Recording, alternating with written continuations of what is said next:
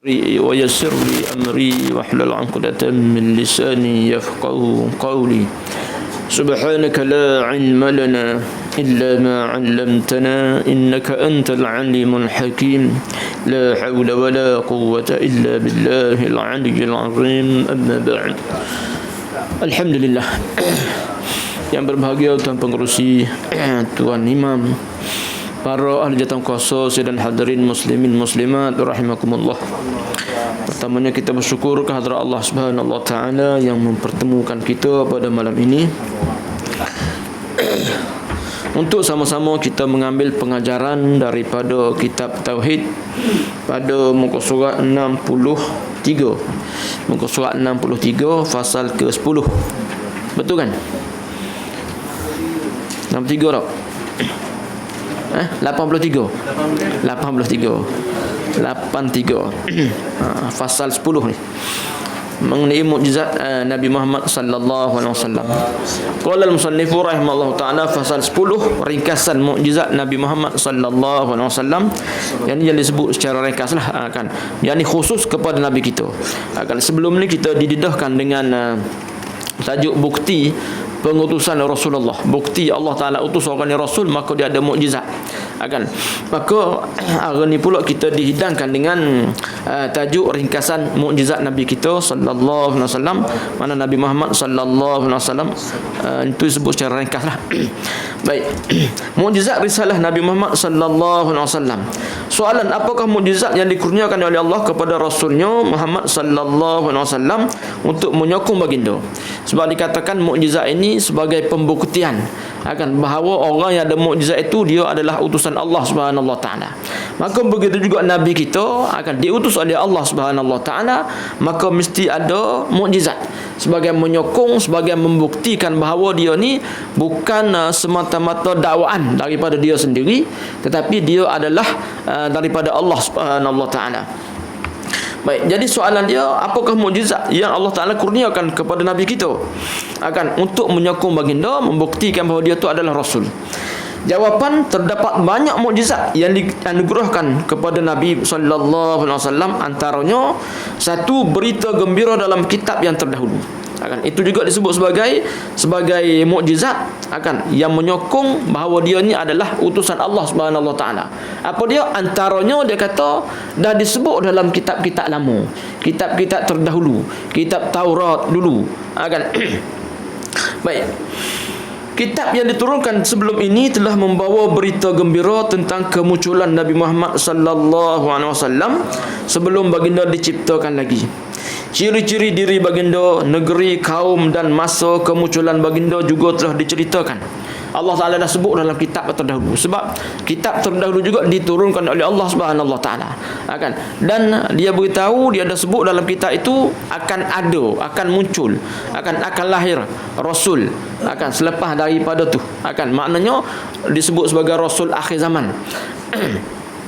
Bahkan kalau kita tengok kepada surah Al-Baqarah, akan disebut bahawa di kalangan orang-orang Yahudi juga akan berdoa kepada Allah Subhanahu wa taala dengan berkat nabi yang akan diutuskan. Dia ada cerita dia antara Yahudi, tak ingat dia ada kumpulan-kumpulan dia lah. Mana satu kumpulan tu dikatakan dia ni sering kali kalah dalam peperangan, kalah sehinggalah dia berdoa. Boleh jadi dia belajar kitab, tengok ada dalam kitab tu ada sebut Rasul akhir zaman, maka dalam doa dia dengan berkat Rasul yang akan diutuskan, minta kepada Allah Ta'ala supaya memenangkan. Mana kita panggil istilah tawassul lah. Mana dengan berkat Rasul yang akan diutuskan, minta bahawa dalam peperangan dia menang. Dan dikatakan bila mana berdoa gitu, dia menang. Dia menang dalam peperangan tersebut. Tetapi biasalah perangai Yahudi ni, perangai Yahudi bila mana datangnya Rasul terbukti dengan bukti-bukti yang jelas Nabi Muhammad itu Rasul, Nabi Muhammad di kalangan bangsa Arab, maka dia dah mula tak percaya dah. Sebab apa? Sebab ada kedengkian di kalangan mereka itu, seperti mana Allah Ta'ala sebut dalam surah Al-Baqarah juga. Dalam ayat Allah Ta'ala kata Lau yardukum, dia ada ayat depan dia saya tak ingat dah. Lau yardukum mereka tu kalau boleh dia nak mengembalikan kamu, mengembalikan kepada agama kesesatan. Sebab apa dia? Sebab hasadan min indi anfusihim. Kerana apa? Kerana hasad dengki yang ada dalam diri mereka itu. Akan dia tak nak di kalangan Rasul di kalangan bangsa Arab. Akan dia tak nak orang percaya kepada Nabi Muhammad. Akan sebab apa? Bukan di kalangan bangsa dia. Baik, itu juga bukti bahawa Nabi Muhammad itu Rasul. Baik. Dalam ayat ni Allah Taala firman, alladzina yattabi'una ar-rasula an-nabiyyal ummiyal ladzi yajidunahu maktuban 'indahum fit Taurah wal Injil. Yaitu orang-orang yang mengikut Rasulullah sallallahu alaihi wasallam, nabi yang ummi yang mereka dapati tertulis namanya dan sifatnya di dalam Taurat dan Injil yang ada di sisi mereka. Maknanya nabi yang ummi dah disebut dah, nabi yang ummi. Ummi ni biasa kita belajar disebut tak boleh membaca, tak boleh menulis.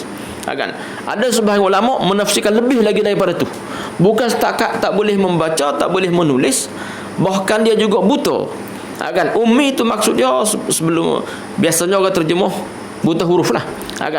Maknanya buta, dia tak nampak tentang kegemilangan Islam. Allah Ta'ala suruh dia bawa Islam. Dia tu pula siapa dia? Anak yatim. Orang yang tak ada pangkat. Bukan setakat orang biasa, lebih rendah daripada darjat orang biasa. Kalau orang biasa ni kita kata adalah juga kekuatan dia, adalah juga ni. Tapi Nabi ni mana anak yatim. Anak yatim tu sebahagian orang dia tak pandang hebat lah anak yatim. Dipandang hina, diperlekeh dan sebagainya. Maknanya anak yatim makna tak ada ayah, tak ada mak. Anak yatim orang miskin pula tu, bukan di kalangan orang bangsawan, bukan di kalangan orang yang banyak harta lah. Baik, bila mana Allah Ta'ala angkat dia menjadi Rasul, diperintahkan supaya bawa Islam. Cuma dari sudut akhlak tu Allah Ta'ala jadikan awal-awal lagi Nabi ni seorang yang jujur, yang dipercayai dan sebagainya. Cuma kaum kerabat dia lah orang-orang hebat. Kita kata macam Abu Jahal, Abu Lahab di kalangan dia ni kaum kerabat di kalangan orang-orang hebat, orang Mekah, menteri-menteri lah. Baik. Jadi dia ni tak nampak bila mana dia bawa Islam ni bercanggah dengan hak difaham oleh masyarakat. Masyarakat tak faham macam tu.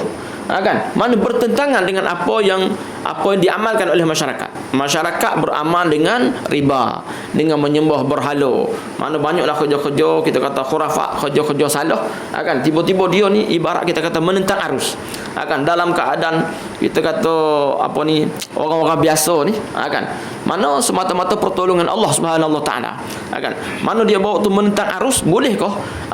Dia tu dikelilingi oleh masyarakat yang jahil, dalam kita kata duk percaya kepada berhala dan sebagainya. Tiba-tiba dia nak halang, nak sekat dia tu. Jadi dia sendiri pun tak tahu bahawa boleh naik ataupun tidak, boleh tumbuh ataupun tidak Islam hak dia bawa tu, dia tak nampak. Tapi oleh kerana Allah Ta'ala suruh, Allah Ta'ala tu maha berkuasa, dia menjadikan seluruh makhluk semua di atas kehendak Allah Subhanahu Wa Ta'ala. Oleh kerana Allah Ta'ala suruh, maka dia buat. Dia bawa Islam. Dia tak nampak bahawa satu masa nanti Islam tu akan diterima. Mana itu dikatakan buta juga, buta dari sudut itu. Sama juga setengahnya ulama menafsirkan bahawa orang-orang Islam yang berhijrah ke Madinah tu pun dikatakan tak tahu bagaimana keadaan di Madinah. Madinah dengan Mekah ni bukannya kita kata pergi balik hari dak zaman tu. Tak boleh jauh perjalanan dia. Bila mana mereka menerima Islam, perintah daripada Allah dan Rasul supaya berhijrah. Nak berhijrah ni mana bukan senang. Kita kata sana pun tak tahu duduk kat mana, macam mana diterima ataupun tidak dan sebagainya. Malah kalau nak makan apa dia. Tapi oleh kerana di atas dasar perintah agama Allah Ta'ala suruh, maka dia pergi. Itu nak kait kita kata dengan ummi itu. Jadi Nabi yang ummi itu Allah Ta'ala sebut dalam kitab terdahulu, kitab Taurat dan juga kitab Injil, yang mereka dapati tertulis namanya dan sifatnya dalam kitab tu. Sebab tu dalam peristiwa masa Nabi ikut pak saudara dia tu, ikut tok dia, hak pergi berniaga. Pak saudara dia ikut tok dia, Pak Abu Talib. Dia ikut pak saudara dia pergi berniaga. Jumpa dengan seorang Orang tengok, kalau bahasa kita kat, tengok atas bawah gitulah. Kan? Tengok. Kan dia tanya, mana ayah budak ni? Kan? Pak saudara kata, akulah ayah dia nya. Dia pun tengok, bukan ni dia kata. Kan? Budak ni ayah dia dah mati dah, tak ada dah. Kan? Dia lah dicek-cek ada tanda-tanda dan sebagainya, sehingga dia kata betul lah. Kan? Budak ni ayah dia dah mati. Kan? Maka dicek-cek akan ada tanda-tanda kenabian.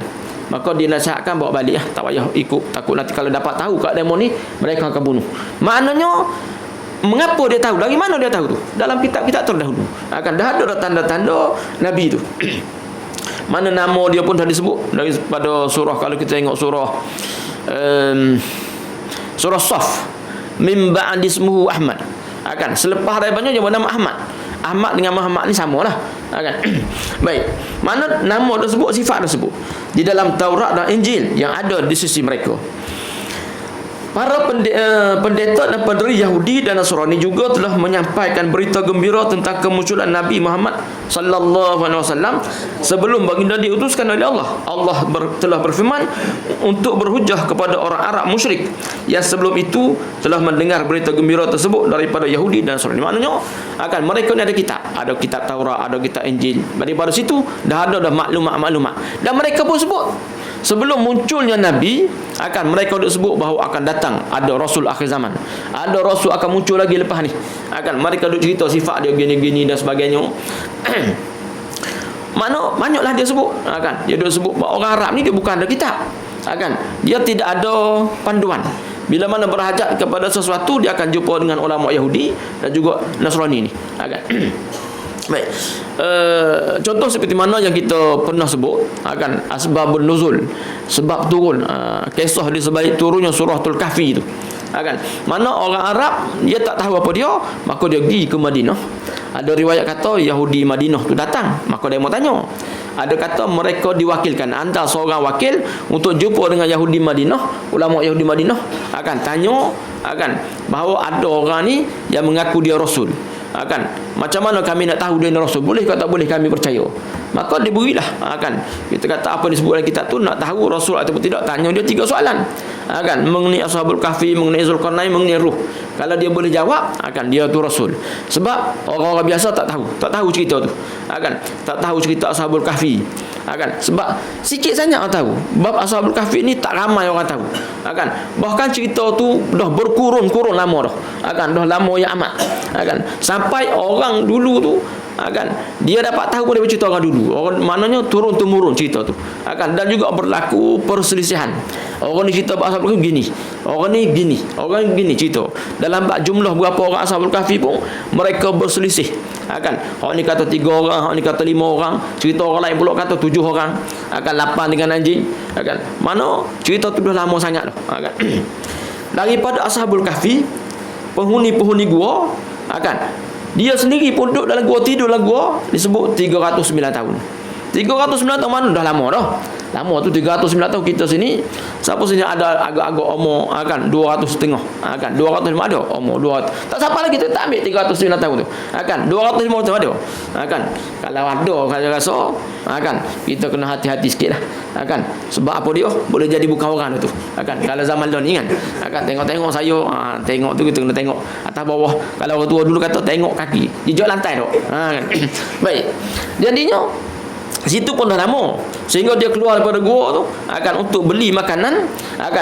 Dia nasihat sebab dia duk rasa sehari je. Bangkit daripada tidur duk rasa sehari. Sebab berlaku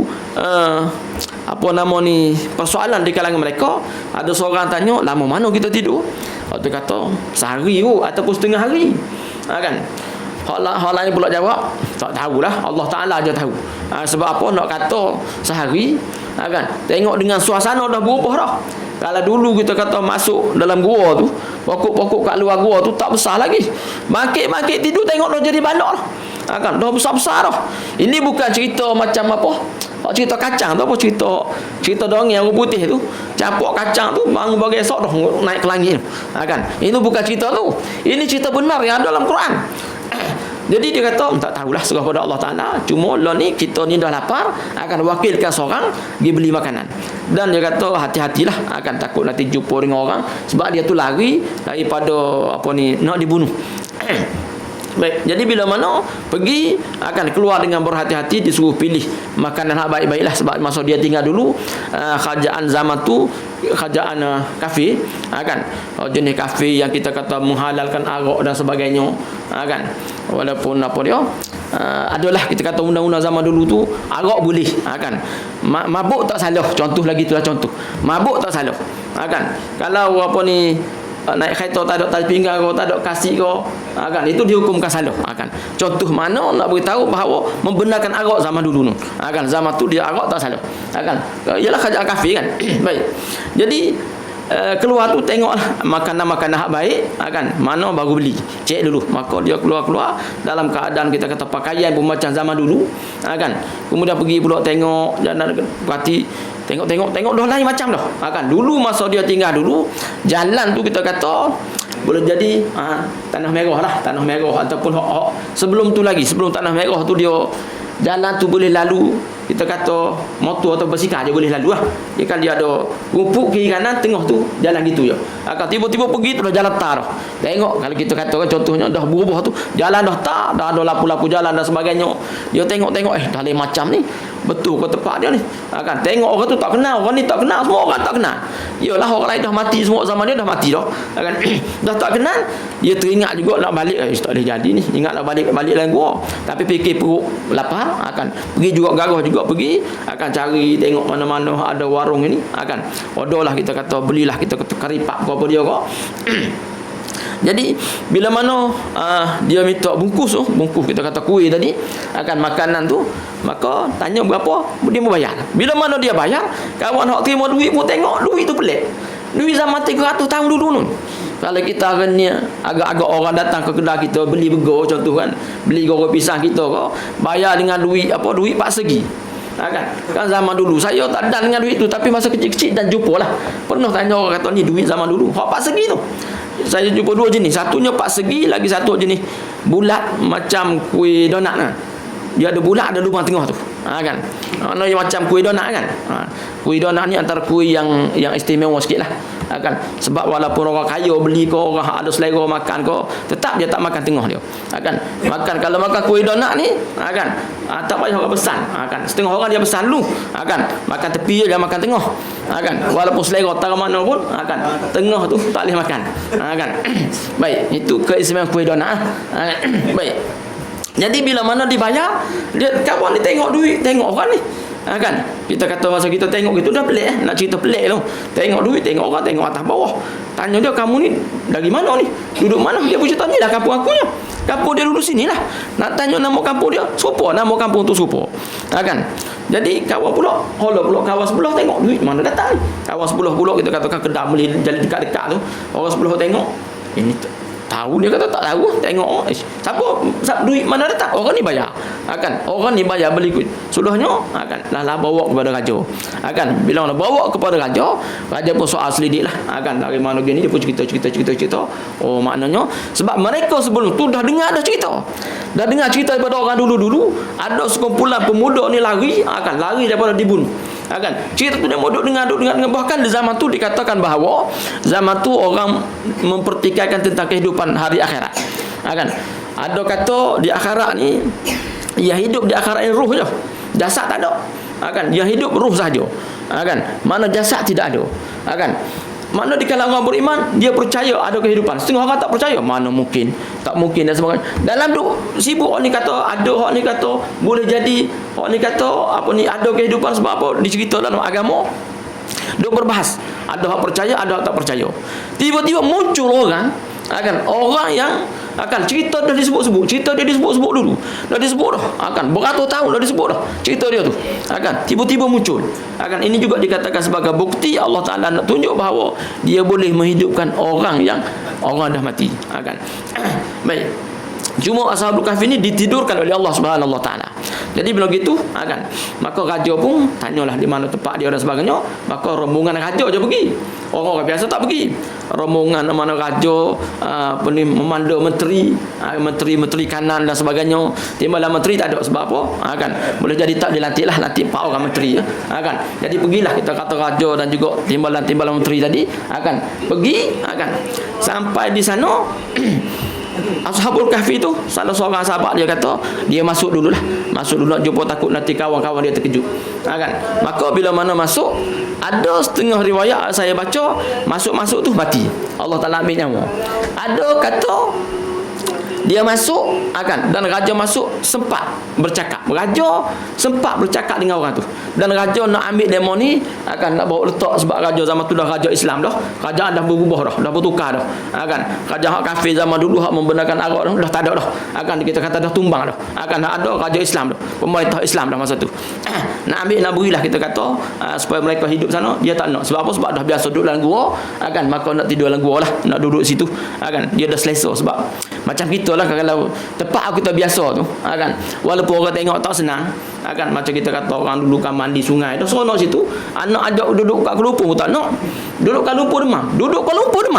Sebab apa? Duduk rumah flat duduk rumah flat tak ke mana, nak bakar sampah tak boleh petang-petang, nak apa ni, tarik daun-daun kayu ke apa, dia nak potong daun pisang nak bakar tak boleh, mana ada pun pisang kat sana, keluar tengok tak boleh, nak lanjut tengok dah sayur bawah duduk pula tingkat 14 demam mana duduk kat rumah, walaupun kita kata tandah kat luar rumah, tandah kat luar rumah, nak pergi tandah kena bawa air, ambil air telaga dan sebagainya, tapi oleh kerana dia biasa, dia seronok di situ, seronok boleh bakar sampah petang-petang.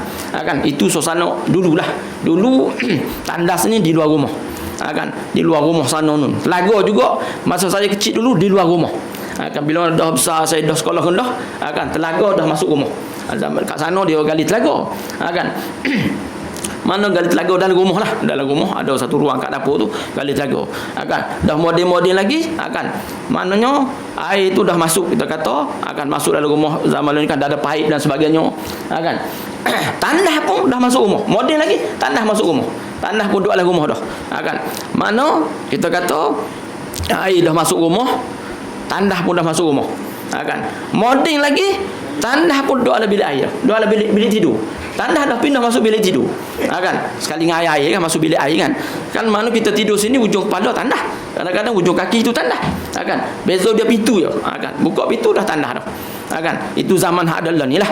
Kok zaman-zaman moden lagi tak tahu. Kok tandah buat atas katil pun tak tahu. Mana tahu moden sangat Lalu ni setakat ni tandah duduk dalam bilik tidur. Sebelum tu tandah di dapur. Tandah sebelum tu lagi tandah di luar rumah. Kemudian pindah masuk duduk di dapur. Lama-lama pindah masuk dalam bilik. Kau akan datang tak tahu, tidurlah tandah kamunya. Baik.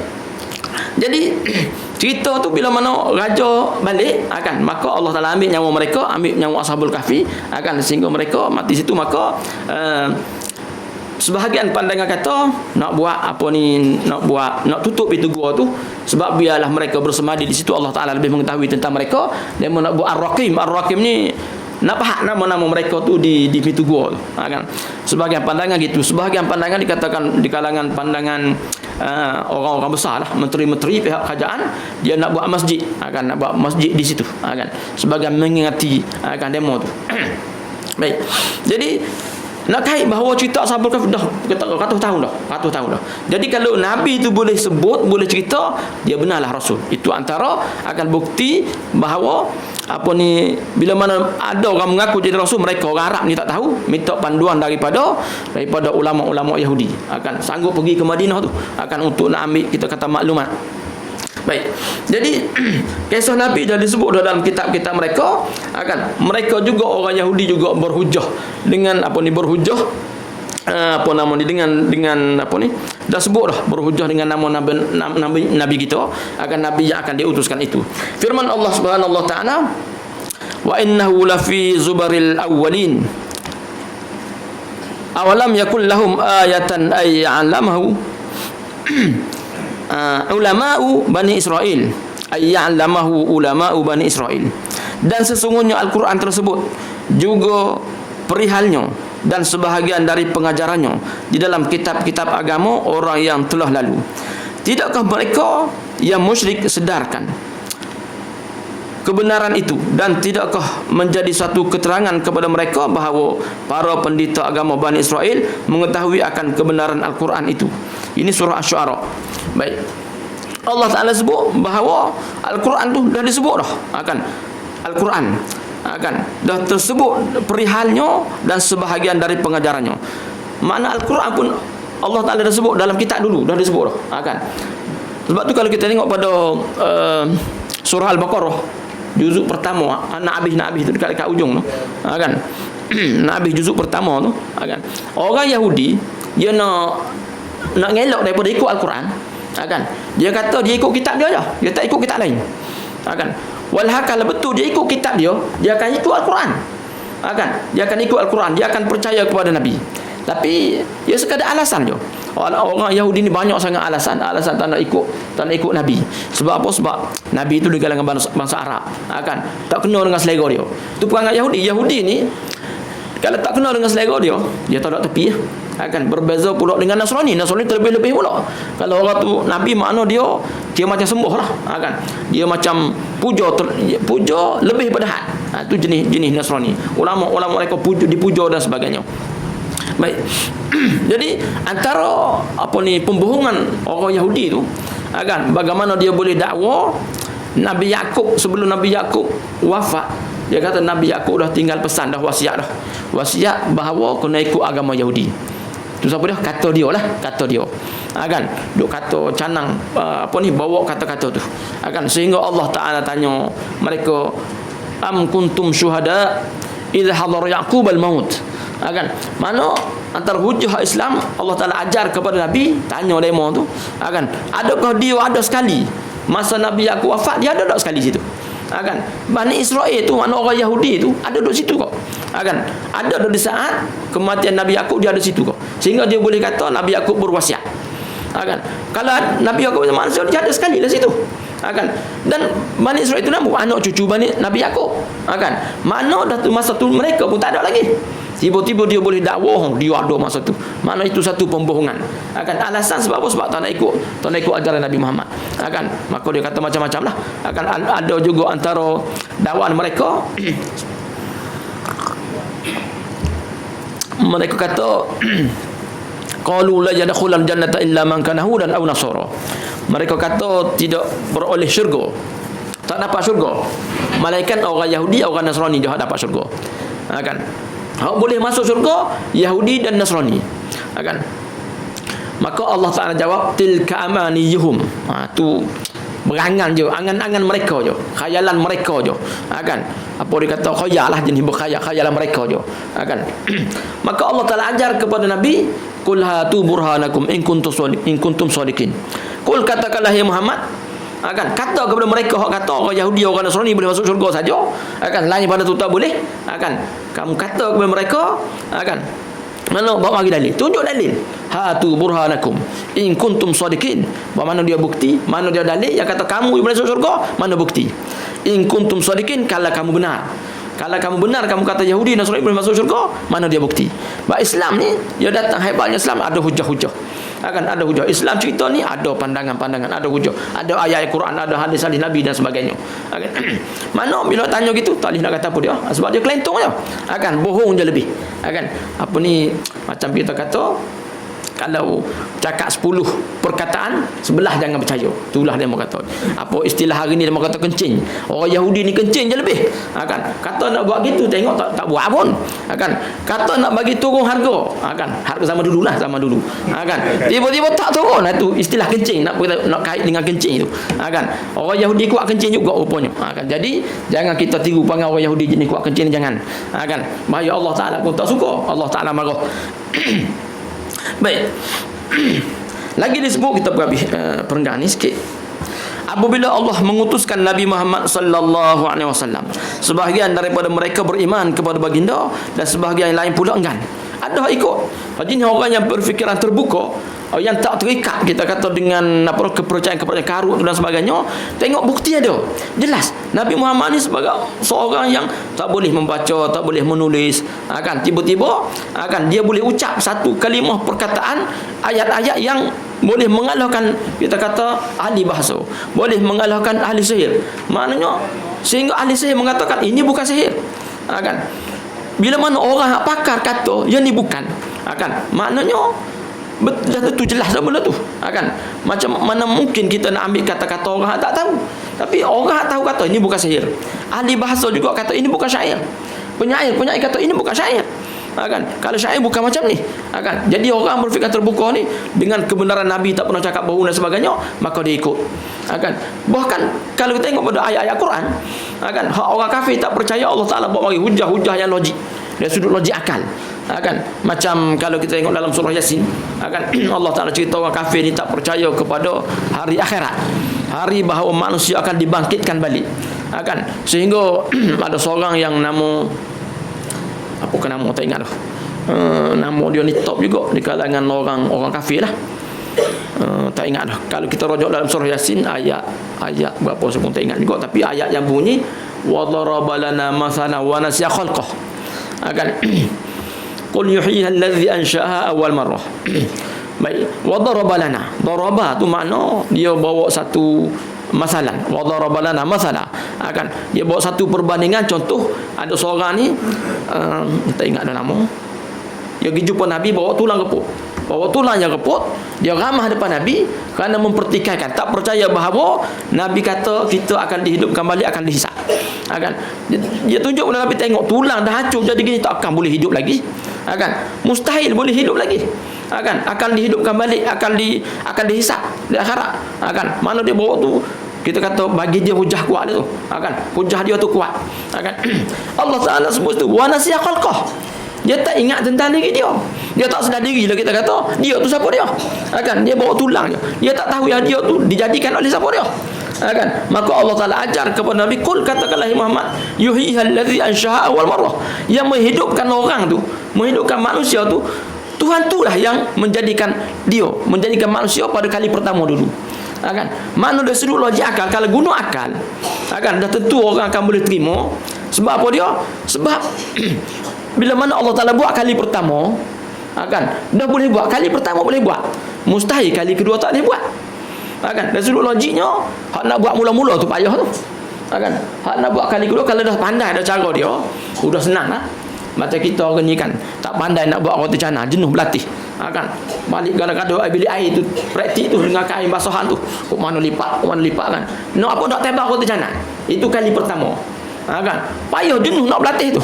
Cara-cara nak tembak roti canai. Tapi kalau dah main dah, kan, bukan setakat terbang pun boleh. Kan? Cuma terbang tu kadang-kadang masuk ada pinggang, kadang-kadang tak masuk tu biasalah. Kan? Belah terbang, tapi roti canai terbang. Maknanya dah boleh buat kali pertama, kali kedua lagi lah boleh. Kan? Allah Taala ajar kepada Nabi, hak buat tu Allah Taala tu lah. Kan? Dia boleh buat pada kali pertama dan kali kedua pun dia akan buat juga. Kan? Itu kita kata salah satu contoh bahawa Allah Taala bawa mari dalil-dalil yang mereka boleh nampak dari sudut logik. Oh ya, kalau kita kata kalau kali pertama boleh buat, batu kita pun kalau kita kata nak suruh orang buat kerja, kan, orang tu dah biasa buat, kan, dah biasa buat, kita harap sikit lah, yakin sikit. Tapi kalau tanya biasa kah, kan, saya tak pernah ni, kita pun dah jadi lain macam dah. Tamu nak buat kerja-kerja penting, kan, nak buat kerja penting. Kita kata kalau zaman dulu kita kata apa dia, ada orang nak beranak, kan, nak cari bidang beranak, orang tanya biasa kah? Saya tak biasa di kali pertama. Kita lagi susah hati. Kamu bini kita pula nak beranak tu, tak harap cari orang lain, kan. Nak baiki kereta pun sama juga. Kawan tak biasa repair kereta, tiba-tiba dia kata tak apa dia buat. Berani kita nak bagi kat dia. Sila-sila habis jam. Baik. Juga kalau kita merujuk pada surah An-Naba, kan, surah An-Naba lagi lah banyak Allah Taala bawa 10 ayat. 10 ayat setelah mana mereka tak percaya tentang kehidupan, kan, di alam hak lagi satu tu, maka Allah Taala sebut, kan, Allah Taala tanya mereka ada depan mata mereka, bukankah ini yang kami jadikan? Alam naj'alil arda mihada. Bukankah bumi ni kami yang buat? Bumi tu mereka dah bijak dah, mereka dah nampak, dan mereka juga percaya Allah Taala menjadikan bumi. Kan? Maka tak mustahil bagi Allah Taala nak bagi hidup di akhirat nanti, boleh sangat. Kan? 10 ayat tu. Antaranya Allah Taala sebut apa ni? Wa ja'alna an-nahara ma'asha. Kan? Allah Taala jadikan siang tu untuk kita bekerja. Dan kalau kita tengok kelebihan rahmat Allah Subhanahu Wa Taala, dia jadikan siang. Bila mana siang ada matahari. Dengan ada matahari senang kita buat kerja. Kan? Nak buat kerja pun tak payah sibuk-sibuk nak apa ni. Tak ada masalah gelap lah. Kan? Sini gelap tak nampak dan sebagainya. Kan? Tapi bila mana malam, kan, matahari tak ada. Kan? Siapa dia pernah tengok matahari tengah malam? Kan? Tengok matahari tu dia mata tengah malam apa kalau macam tu. Kan? Tak ada. Maknanya bila mana malam tengok keupayaan manusia nak bagi cerah, pasang lampu. Berjuta-juta lampu dia mau pasang. Sama ada dengan matahari, sama ada dengan siang. Kan kalau kita tengok tu dari atas tu satu negeri semua pakai bahasa Lapu, macam-macam watt ada. Kan macam-macam watt, ada 60 watt, ada 70 watt, ada 100 watt, ada spotlight, termasuklah watt siang. Kan watt siang pun panggil watt juga kan. Kan tu pun ada juga, tak terang, sama seperti tak terang, tak terang, tidak boleh menerangi matahari. Kan itu kuasa Allah Subhanahu Wa Taala. Baik, yang tu Allah Taala sebut supaya mereka buka mata. Oh ni. Jadi bagi orang yang fikiran terbuka, dia percaya kepada Nabi kita, dia beriman. Ada sebahagian jenis degil ni, akan jenis apa risakut, pangkat dia hilang, harta benda dia hilang. Kalau masuk Islam kena jadi ngikut Nabi. Mana tak beriman kerana kedegilan, keakuan. Bukan tak nampak, sebahagian mereka nampak. Baik. Pendorong terbesar bagi mereka yang beriman ialah apabila mereka mendapati tanda dan berita gembira dalam kitab-kitab mereka yang terdahulu ada pada diri Nabi sallallahu alaihi wasallam. Kan hak beriman tu tengok betul lah dalam kitab dulu sebut. Maka inilah dia orangnya. Dia beriman. Kan. Baik, firman Allah Taala allazina atainahumul kitaba min qablihi hum bihi yu'minun. Orang yang kami beri kitab sebelum turunnya Al-Quran, mereka beriman kepadanya. Orang dulu ada kitab dulu, tengok ada kitab dia, ciri-ciri betul lah gini, betul semua ke arah Nabi, maka dia beriman dengan Nabi. Sehingga hari ini orang Nasrani dan Yahudi masih berterusan memeluk Islam, terutamanya di kalangan para cerdik pandai yang benar-benar jujur. Hak jujur ya, hak tak jujur tak. Akan duk risau, takut ni, akan takut hilang kuasa, takut hilang pangkat, tu dia tak beriman lah. Baik. Jadi wallahu alam, kita sambung situ dulu, tangguh situ dulu.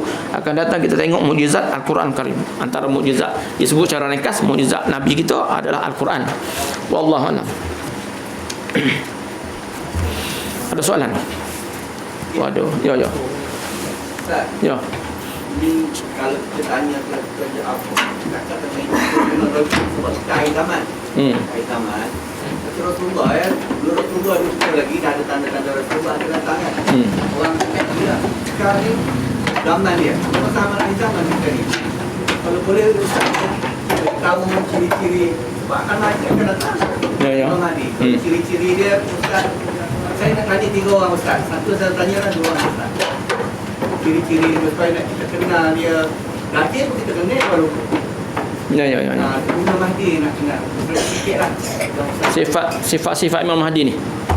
Ciri-ciri dia. Wallahu alam, saya tak berapa pasti sangat mengenai sifat-sifat dia, tapi seorang yang beriman, seorang yang akhlak dia baik, kan, yang Allah Taala pilih dah tentu dah ada ciri-ciri kita kata dari sudut ketekunan beribadat kepada Allah Taala, jujur dia orang yang boleh dipercayai, kan gitulah. Cuma daripada mana wallahu alam kita pun tak tahu lagi, akan di kalangan bangsa mana wallahu alam. Sebab saya pun tak detail sangat bab ni, kena tengok rujuk kepada kitab-kitab cerita bab akhir zaman lah. Akan cuma masa saya ingat masa belajar dulu pun tak banyak sangat dicerita, cuma cerita kemunculan Imam Mahdi akan. Kemudian hak disebut banyak dalam kitab, antara kitab Aqidatun Najin mengenai Dajjal, akan mengenai Dajjal yang dikatakan Dajjal ni jenis yang hak mata buta, akan dikatakan dia ni naik kaldai tak ada ekor, akan, dan dia ni hebat, akan hebatnya Dajjal itu dikatakan dia sebab dibantu oleh syaitan-syaitan lah. Dia boleh buat apa nama ni syurga, boleh buat neraka, boleh tunjuk kehebatan dia. Dia nak air sungai, ada air sungai mengalir sungai, nak hujan turun hujan, akan. Dan hebat-hebat dia pun, akan dia sebab dalam kitab Makin Nabi cerita bab akidah, akan dia nak kait bagi orang yang beriman dengan sifat Allah Ta'ala pun mukhalafah Allah Ta'ala, tak serupa dengan makhluk itu, akan maka orang boleh cakap, maknanya orang boleh tahu ni hebat macam mana sekalipun dia tetap juga makhluk, sebab serupa. Akan ada pun isu mengenai Imam Mahdi tak dihurai secara panjang lebar, iaitu kena rujuk dalam. Jadi saya pun tak boleh nak beritahu. Cuma akan bila datang saja siapa pun orang yang mengajak kita untuk mengabdikan diri kepada Allah Subhanahu Wa Taala, akan kita ikut. Tak tahulah dia tu nama mana. Dari sudut tu pada kita tak penting, tak tunggulah sebelum tu kita contohnya kita jenis malas sembahyang sampai muncul mohon barulah kita rajin. Maknanya iaitu tidak tentu gitu, kan. Maknanya kita disuruh sentiasa datang kau tak datang, tapi kita yakin percaya dia datang sebab dah disebut bahawa akan datangnya Imam Mahdi dan turunnya Nabi Isa, kan. Bahkan orang kafir juga akan mengikut kajian mereka Dia kaji-kaji ada. Kan dari sudut kepercayaan Islam tu dia kata akan berlaku gini. Jadi dia sebut dah satu-satu. Kan jadi kena rujuk pada kita wallah saya tak boleh nak cerita panjang mengenai sifat-sifat dia. Kan wallah alam. Kan okey sama. Ya. Hadis firman Allah Taala dalam hadis dalam Bukhari mengatakan bahawa kalau dalam mana kita beramal ibadat lah, tak tentu kita akan masuk surga sebagi dengan ihsan Allah. Ihsan segala macam was-was.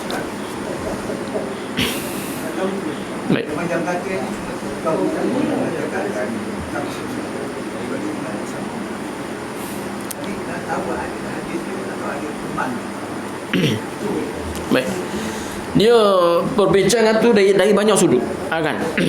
Dari satu sudut yang dikatakan kita buat amal ibadat banyak maknanya tidak menjamin syurga. Sebab sebut di sana sebut syurga tu bukan rahmat Allah Taala. Boleh masuk syurga dengan rahmat Allah Subhanahu Wa Taala. Nak dapat rahmat tu kena cari. Kan rahmat Allah Taala duduk kat mana?